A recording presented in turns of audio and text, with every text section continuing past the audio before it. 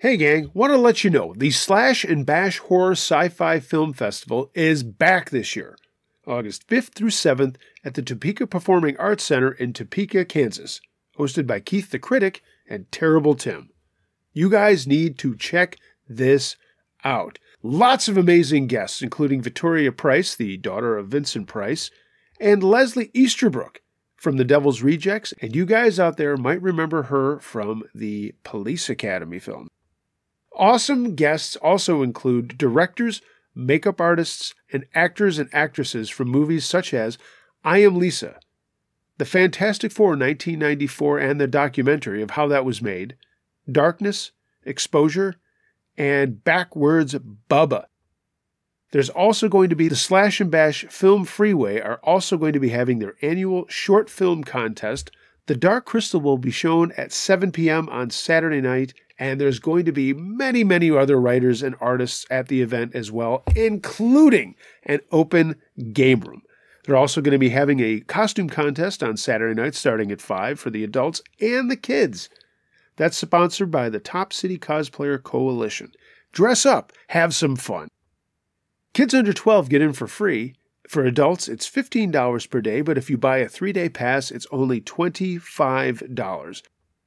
How can you beat that? What a fun weekend. Horror, movies, cosplay, games. Man, I wish I could be there with you guys, but I can't. But I want you to go down and see Keith the Critic and Terrible Tim as they host the Slash and Bash Horror Sci-Fi Film Festival in Topeka, Kansas at the Topeka Performing Arts Center, August 5th through 7th. If you need a place to stay, hey, they've got a great place to go, the Downtown Ramada Inn, where you can get your rooms reserved. If you tell them that you're there to see the Slash and Bash Film Festival, hey, rooms are only $69 per night. Guys, get down there. Slash and Bash Horror Sci-Fi Film Festival, August 5th through the 7th in Topeka, Kansas at the Topeka Performing Arts Center. If you see anybody there, tell them Uncle Josh sent you. Hey, Campfire crew, let's get it on.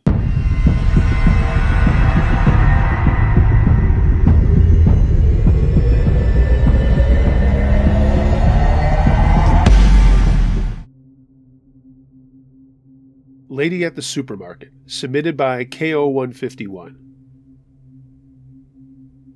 When my daughter was about 1.5 years old, my wife was going to take a much-needed break for a weekend to see her parents and sister. She'd been staying at home raising our little girl, and I knew she needed some time away. And kids are like that if you don't have any. They can be super fun and sweet, but after a while you know when you need to get out of Dodge for a bit. It was springtime, so I took her on a lot of stroller walks and to the park to zoom around and show her all the trees and ducks and things like that. I really enjoyed being with her, and honestly, being just the two of us was a lot of fun. I was working long hours and wasn't as home as much as I would have liked to have been, but I really cherished the time that I had with both her and my wife, and on her own.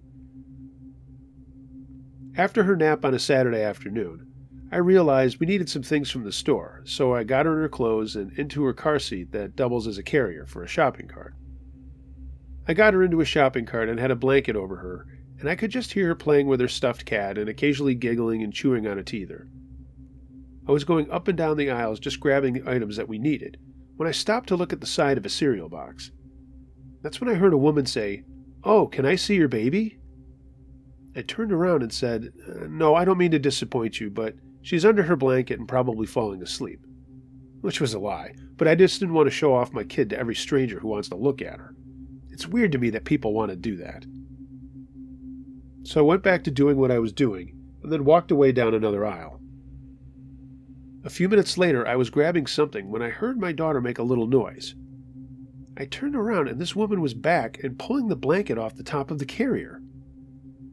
I looked at her and said, "What do you think you're doing? Get the hell away from us." She actually looked at me and said, "What is your problem? I just want to look at your baby." I told her that if she didn't get away from us, I was going to get a store manager and have her thrown out. She just gave me a bad look, flipped me off, and stomped away. I finished up my shopping and then remembered I wanted to get some ginger beer and had to go back a few aisles down before we could head to the checkout. As I knelt down looking at the different kinds of ginger beer, I heard the same noise again from my kid, and I looked up and saw this woman had snuck up and was actually trying to take my child out of her carrier.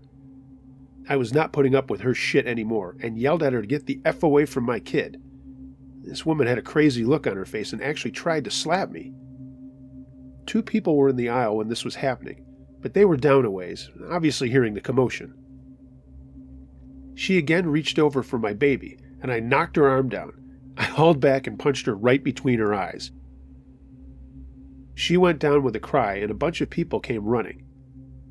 Store security came over quickly and started asking questions, and everyone who was in the aisle backed up what I had said, and I apologized for hitting her, but she was way out of line trying to touch my child and then slapping me.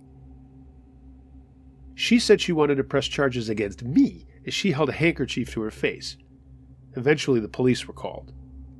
The same story was told, and now a crowd was around us seeing what was going on. The store manager kept apologizing to me, and I told him it wasn't his fault. And both the security guy and cop listened to the people in the aisles, and then told the woman that she had better get away from us, and another lady cop walked her away. Of course, by now my daughter was crying, and I'm trying to console her as best I could. I asked the cop if I was in trouble, and he said, "No, I don't think so. Sounds like it was self-defense, and you were also protecting your child." After another 20 minutes, and my daughter seriously needing to be changed, they told me I could leave, and the manager of the store said, "Just take the stuff, don't worry about it." I couldn't believe it. It was well over $150 worth of groceries. I protested, and he said, "Don't worry about it, buddy. Just get out of here. We're so sorry for this inconvenience." I have no idea what happened to that lady, but when I went out to my car, she was nowhere to be seen, and only the male cop was still in the store talking to the manager. At this point is when I started to shake. I had handled myself okay, I think, but now the realization of what had just almost happened sank in. I quickly got my daughter in the car, threw all the stuff without bags into my trunk, and ran home and got home as quick as I could.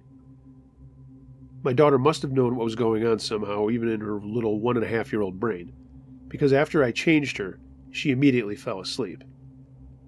I ran back down to the car, got all the stuff out, and packed away. And that's when I called my wife, and she was horrified. She wanted to come home, but I told her everything was fine, and that we were just going to plan on staying in for the rest of the weekend, and she should stay and enjoy herself. Right. Motherly instinct kicked in, and she showed up not too long after that. I gave her a huge hug and told her the whole story. I had left out the part about punching the woman in the face.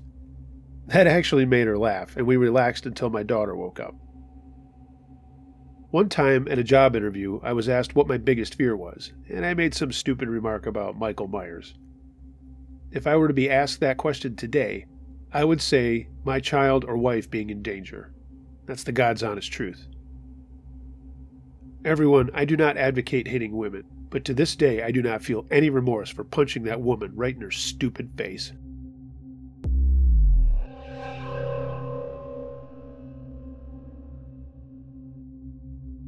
Mystery ankle grabbing, submitted by Ray.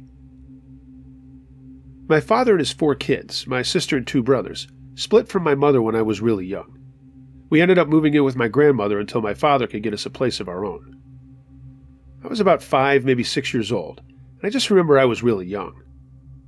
My Uncle Bruce lived in the basement of my grandma's house. My 2 brothers slept upstairs. My sister and I had the room my dad's mother passed away in. I didn't know this until I got older, and this will tie in later. I got into bed one night, covered up, and started to drift asleep. My sister and I had a bunk bed, and she had the top and I had the bottom. Anyhow, as I covered up and started to fall asleep, I felt like what seemed like hands grabbing my ankles. Not too tight, but just a slight pressure of a grasp. I opened my eyes, and my sister was on her bed watching TV. I uncovered the blanket and saw that no one was there. I closed my eyes again. Not too long after, I felt it again, but this time harder, like something wanted my attention. I said, "Ouch," in a mumbled tone, sleepy and unsure what was going on. I didn't know what ghosts were back then. I was a pretty closed-minded kid back when I was younger. I looked under my bed thinking it was one of the silly brothers of mine, but I wasn't expecting to see an older woman crouched beside my bedside smiling at me in the dark. I reached out to feel her deep wrinkles on her face, and as I barely touched her, my hand went right through, and she disappeared. I didn't know who it was and why she faded. And the next morning I told my father and grandmother about an old lady I saw in my room. And she said, "What color was her hair?" I said, "White." My grandmother asked, "Can you tell me the color of her clothes? What was she wearing?" And I said, "She had a robe on, glasses, like really big glasses, and again, white short hair. The robe was white too." Grandma sighed. She pulled me aside and said, "Your great-grandmother slept in that room, and she sadly died in there as well. She was in the exact outfit you just explained when she passed away inside that room." I got kind of scared at that point, because I was looking at the fridge, in the space leading into the hallway. There was a broomstick between the wall and the fridge, and as I looked over at the fridge to walk my way out of the kitchen, I saw this black hand reach out, with a great mist cloud protruding from it. It was grabbing the broom handle, and it shook the broom so violently my poor grandma peed herself. She asked if I saw that too. I was frozen in fear as something peeked its head from the side of the fridge with sharp needle teeth, showing like they had gone every which way but straight. Red, large alien eyes the size of my dad's dinner plates in the middle of its face. It blinked twice, pointed at me, and went right back to the side of the fridge. The last thing I saw was a pointed finger misting black smoke from its body. Then I saw my great-grandmother again, and she said, "I'll never let anything hurt you." She blew me a kiss, and I never saw either figure ever again. I never met my granny at a memorable age. She died when I was fairly young, but I still felt a sense of protection when she came into my room, and again in the kitchen. Grandma, if you happen to know I'm writing this, please come back and see me. I love you.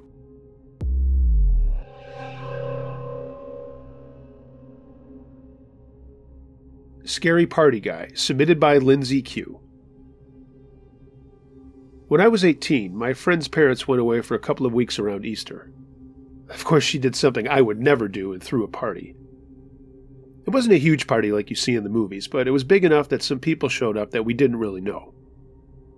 Truth be told, though, everyone was really chill and nothing got out of hand. Everyone just wanted to drink out of their solo cups and smoke weed in the backyard. Downside for me, right before my boyfriend decided to cheat on me, and I found out at the party. We'd been together for over a year, and I was more than pissed. He showed up and tried to talk to me, but I just told him to get the hell away from me, and when he wouldn't, I pushed him hard in the chest, and everyone saw it. He realized it wasn't a good idea to stay and took off. I burst into tears, and my girlfriends came over to comfort me. As I was drying my eyes, after a few minutes of crying, I looked up and saw some guy that I had never seen before looking at me. He looked a little older and leaned over to whisper something to another guy I didn't know. I didn't pay any attention to it, and my friend brought me a beer and we went outside to get some fresh air and talk.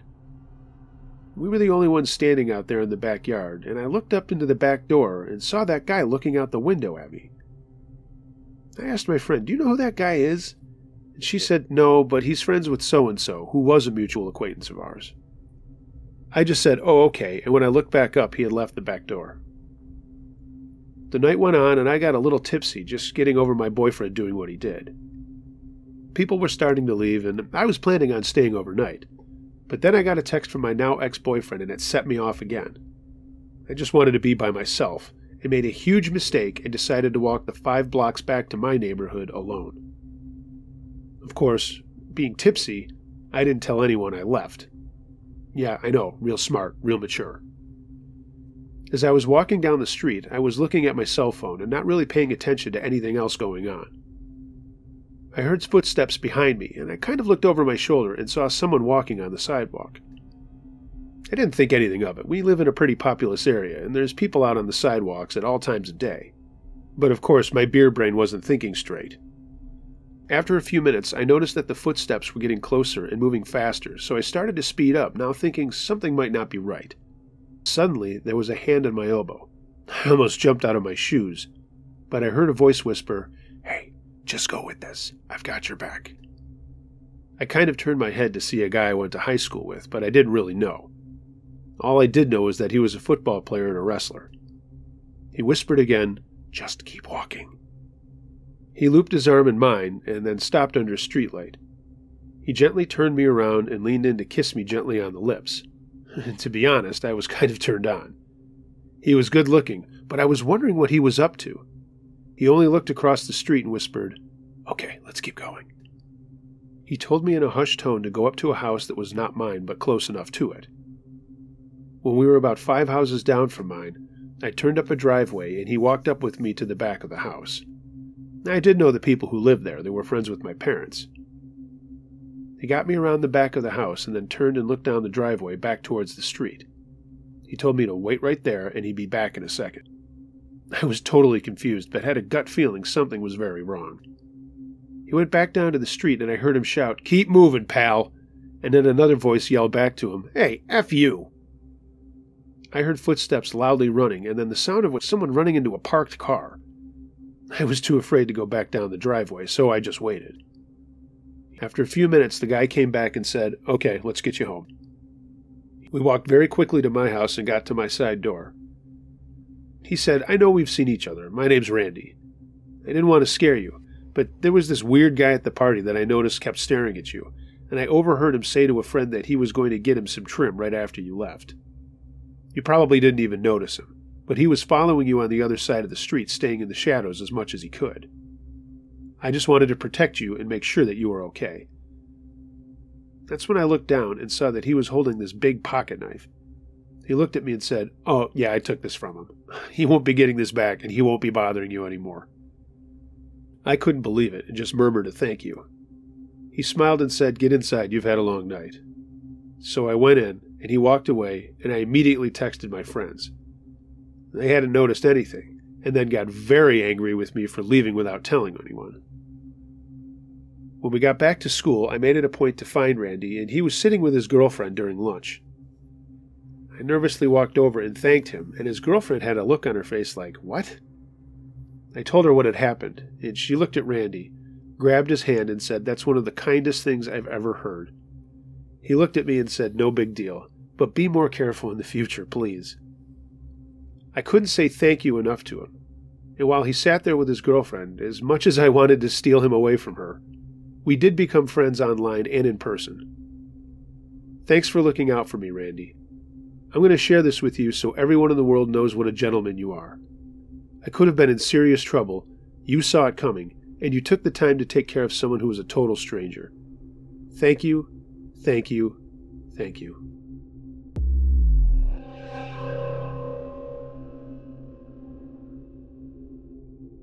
Haunted Homestead, submitted by Jim J.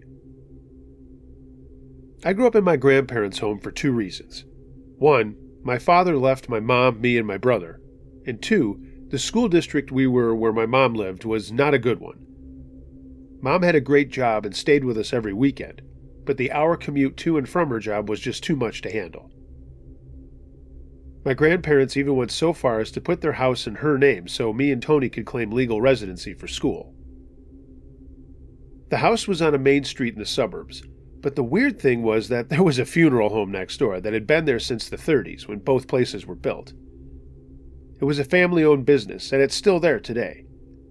Apparently, up until the place was remodeled, my grandparents' house was owned by the funeral home and used for their business. The house was a big place with 5 bedrooms, a music room, dining room, front parlor, library, 2 bathrooms, and 2 porches, one in front and one in back. My mom still lives there. When we were sent there, you can imagine things were tumultuous. We never saw our father again, although he did try to reach out to me on Facebook a few years back. Yeah, I don't think so, dude. Taking off on a 10 and 12-year-old makes you a POS in my book. Mom was scrambling with work, but my grandparents kicked butt.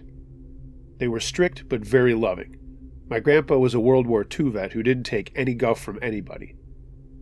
We had lots of chores and there was zero shirking of schoolwork. But over the years, they both came to all of our sporting and band events. They also took us on fun trips, too. It was about 2 months after we had moved in that weird stuff started to happen. Lights would turn on and off in other rooms when no one was in them. We'd all be eating dinner in the dining room, and the lights in the parlor would start to flash on and off. You could actually hear the light switches going up and down, and my grandfather would investigate. But when he would get there, it would stop, and he'd say there must be some short in the electrical. He was just trying to keep us calm, kids and all. Then, furniture started to move around on its own. After dinner, Tony and I had to clean up and do the dishes. No biggie. We had to push all the chairs in around the table and make sure everything was clean. One night, we had finished up and went outside to throw the ball around with some friends that we had made. My grandfather came out and yelled, "Jimmy, Tony, you didn't finish your chores. The chairs." I ran over to him and said, "We did that, Papa. I was the one who did it." He looked at me sternly and said, "No, they're not pushed in." He held me by the arm, and we went through the door, and he told me to go do it. We walked through the kitchen to the dining room, and just as I had said, the chairs had been pushed in. My grandfather looked at me and said, "That's odd. They weren't like that just a minute ago." He told me to take off and then just shook his head. Later, when we came in from outside, we got glasses of milk and went into the dining room, and all the chairs had been pulled out. These were heavy, solid wood chairs. My grandfather was in the living room watching TV, and I called out, "Papa, come quick." He got up and lifted his eyebrows when he saw the chairs. He just said, "Push him back in, boys," and then walked out of the room. A couple days later, in the middle of the night, we were all awoken to the sound of someone singing in the bathroom, taking a shower. Tony and I sat up in bed and heard my grandfather walk down the hall, and then the sound stopped. We heard him mutter, "What the hell's going on here?" and then listened as he walked around the house. He came back up, checked on us, and told us to go to sleep. But we heard him talking to my grandmother, and he asked her, "Mary, were you making a cake or something?" She said no, and he went on to say that there was flour all over the counters and floor, and her big mixer was on full blast. They went back down and cleaned it up, and then went back to bed, still whispering. Things were quiet outside of the lights and doors slamming occasionally until that summer. Rocky III had come out that spring, and we were really into the movie. My aunt and uncle and cousins came to visit that 4th of July, and it was a fun party with other relatives there. My mom said Uncle Jerry had something special for us on the porch, and we ran outside. He had brought us 2 life-size cardboard cutouts of Rocky and Clubber Lang from the movie promotion from a theater. We went nuts. One of his friends happened to own a theater and gave them to him. My cousins had a pair too. That night we put them in our bedroom and stayed up late playing Atari with my cousins after the town fireworks. They were going to sleep on the floor, and when we went to bed it was after 1. But I can't remember what time it was when my cousin Lucy woke up and screamed. I turned on my bedside light and said, "What's wrong, Juicy?" We called her Juicy Lucy. Still do, and it still drives her crazy. The Rocky cutout we had placed in one corner of the room was now standing over her, about 10 feet from where it was. The Clubber Lang cutout had turned from its corner and was looking out the window. All the adults came running in, and we told them what had happened, but they concluded it was one of us who did it, despite our pleas of not being guilty.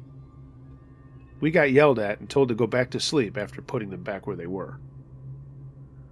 The next morning, we all got up for breakfast, and no one even noticed the cutouts were no longer in the room until Tony said something. We figured maybe my uncle came in the middle of the night so as not to cause any more disturbances. We went downstairs, and there they were in the dining room. Everyone else was still upstairs getting ready for the day except my grandmother and mother, who were making breakfast in the kitchen. We all just looked at each other when Uncle Jerry came down, and we asked him why he brought them down here. He just said, "I didn't do that." My grandfather came in, and we asked him, and he shook his head. I said out loud, "This reminds me of the chairs." Of course, that started a whole conversation with my papa and uncle about what had been going on. That night was when the shadows came. We were all in the living room talking and watching TV, when I looked at the window on the front porch and saw a dark shadow standing there. The porch light was on, and it looked like this smoky thing just standing there looking in. Before I could say anything, it simply moved across the porch and was gone. Just then my mom came in. She had run to the store. Her face was white, and when Aunt June asked her what was wrong, she said, "Did anyone else see that thing on the porch just now?" I said I did, but I didn't have the chance to speak up before it left. Uncle Jerry ran outside and around the house, but there was nothing out there. Everyone was starting to get uneasy. We could feel it. My grandfather was sure it was just us kids playing tricks. He kept saying that he didn't believe in any paranormal stuff or ghost stuff. My grandmother went to the bathroom and a few minutes later screamed out, "It's back!" My grandfather ran to her yelling, "What? What?" And she said the thing my mom and I had described was in the window looking in at her, on the second floor. My mom and aunt were in the kitchen smoking and having coffee when the two yelled out that there were two shadows in the windows of the back porch. The rest of us were still up front when the front door opened on its own, and there was another shadow standing there. Of course, all of us kids yelled out too, and then the front door slammed shut, and all of the shadows disappeared. The house was in an uproar. Juicy was crying, all the guys wanted to chase these things, and my grandmother was upset. My aunt was talking about just going home instead of staying the few more days they were supposed to. Finally, everyone calmed down, but we couldn't stop talking about things. My grandfather finally said, "Look, there's a perfectly good explanation for all of this. There's nothing wrong with the house." The next day, my grandmother asked Toby to go down in the basement and get something off of a shelf for her. My cousin Barry went with him, and they were down there for a long time. My grandmother saw me walking through the kitchen and asked me to go get them, and when I found them, they were talking and trying to pull the shelf away from the wall. "What are you guys doing?" I asked. Toby said, "There's a door behind this shelf, Jimmy." I said, "Okay, stop what you're doing, get Grandma's stuff, and then come back down." I looked, and there was a door. That afternoon, my family was going into town for some shopping, but the three of us asked to stay back. We told them we were going to get a pickup game of baseball going with our friends. That was a lie. We wanted to know what was up with that door. Everyone else left, and the three of us went right down and started taking stuff off the shelf. It was a big and heavy old wood shelf, and when we got everything down, it took all of us everything that we had to push it out of the way. Once we did, we could see the entire door, and when I tried to open it, it was locked. I remember seeing a set of keys on my grandfather's workbench and ran over to find them. I tried every one of them in the lock until the last one fit. I pulled on the handle and the door swung open. There was a tunnel behind it, heading right over to the funeral home. It was too dark to see, so I grabbed a flashlight and, like the dummies we were, we went in. It smelled funny and the floor was wet in some places. In a short while, it came to another door that was locked, and we knew it was the funeral home. We were getting scared, and Toby wanted to get out of there, so we turned back, closed the door, moved the shelf, and started putting everything back. One mistake. I left the keys in the door. We all ran outside talking about how creepy this was, and maybe something was coming over from the funeral home, or was mad at us or something. You know how kids are. Later, when everyone had come home, the three of us were just sitting around drinking lemonade when my grandfather came out on the porch and said, "You, come with me." We knew we'd been caught. Back to the basement we went.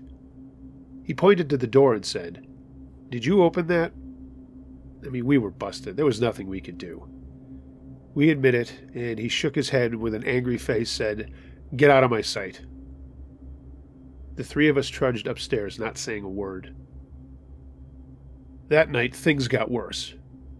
In the middle of the night, there was this crazy scream from downstairs while we were all in bed. It kept going until my grandfather and uncle went down, and when they got there, it stopped. They were talking, and I heard my uncle say, "Jesus Christ, the porch, Dad, look at the porch." Then they were silent. I ran down there, and standing behind them, I saw a bunch of shadow things standing on the front porch. Then the scream came from the back of the house. My uncle spun around so fast he clocked me in the ear by accident, and my grandfather told me to get the hell back to bed. He rarely talked like that, so I knew he meant it. I raced upstairs to tell my brother and cousins what I had seen, and we all huddled on my bed listening to the scream. My mom came into our room with my grandmother and aunt, and we all just sat there listening. Then everything stopped. Just like that. For a while we all sat saying nothing, and then we heard Uncle Jerry and my grandfather come upstairs. My door opened and they came in and said everything was okay. Yeah, right. No one could sleep. After the adults left, I put a towel across the crack under the bedroom door to block out light, and we all took turns playing Atari until the morning. The next day, my aunt, uncle, and cousins went home, everyone looking tired as hell, and no one said a word about the night before. And that was it. No more lights turning on or off, no more sounds, no more shadows, zilch. We stopped talking about it and just went on with our lives. When I was a senior in high school, my grandfather got sick and died just before my graduation. I was really bummed. I mean, he was really my only father figure. Toby took it hard, too. After the funeral services and his burial, Toby and I drove home before going to this big get-together our family was having at a local restaurant. We kind of wanted to grieve on our own for a few minutes, if that makes sense. The house was empty and we stood in the kitchen. I grabbed 2 Coors Lights out of the fridge, totally off limits, but we sat down and made a toast to my grandfather, the guy who meant more to us than the world, the guy who taught us about hard work, compassion, and perseverance. Before he died, he stipulated that I was to have his Distinguished Service Cross and Silver Star he was awarded for his service in World War II. Toby received his Purple Heart and Bronze Star, and we both still have them. But while we sat there quietly making a toast, we heard a sound in the dining room. We both jumped up and ran in to see one chair at the table had been pushed back right in front of the cases on the table with his service awards and his ribbons. I walked over to the chair, pushed it in, and said, "Goodbye, Papa." And we finished our beers and left. My mom still lives there, and years later she found a note that my grandfather had written about all kinds of paranormal stuff that happened while in the house before we came to live there. I think she still has it. Outside of his "I don't believe in ghosts" front, he truly did, and thought that the funeral home next door and the activities that happened in the house when those people still owned it had something to do with everything that happened to us. One night at Juicy's wedding, I asked my uncle what he thought about everything, and this was years later. He had a theory that the shadows were soldiers from my grandfather's past warning him of his imminent demise. I mean, morbid as hell, but maybe he was right.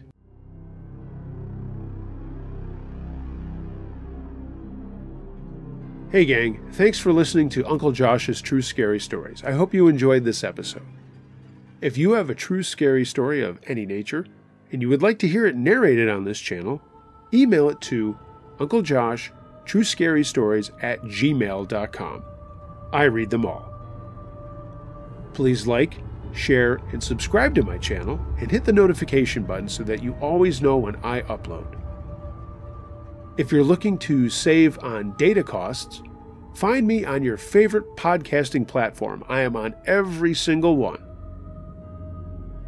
That includes Amazon Unlimited, and you have the opportunity to get a free trial of Amazon Unlimited Music by going to getamazonmusic.com/Uncle Josh True Scary Stories. Over 70 million songs and any podcast that you would like to listen to, and as I said, including me. Check it out. getamazonmusic.com/Uncle Josh True Scary Stories. I'm also sharing something at the end of this episode. It is a tune by my friend's band, Dicerus. They are a metalcore band here in Buffalo, New York, and they kick ass. My friend Ryan is a guitar player for them, and holy smokes, I love this song. So check it out. If you're trying to fall asleep to this episode, you might want to bow out at my regular sign-off. If you want to hear the tune, stick around because it's fucking killer. Dicerus, Victim of Silence from their latest piece of work. Check them out. Everyone, be excellent to each other. And until next time, be wary of things that go bump in the night. It could be anything. A ghost, a monster, or the guy next door.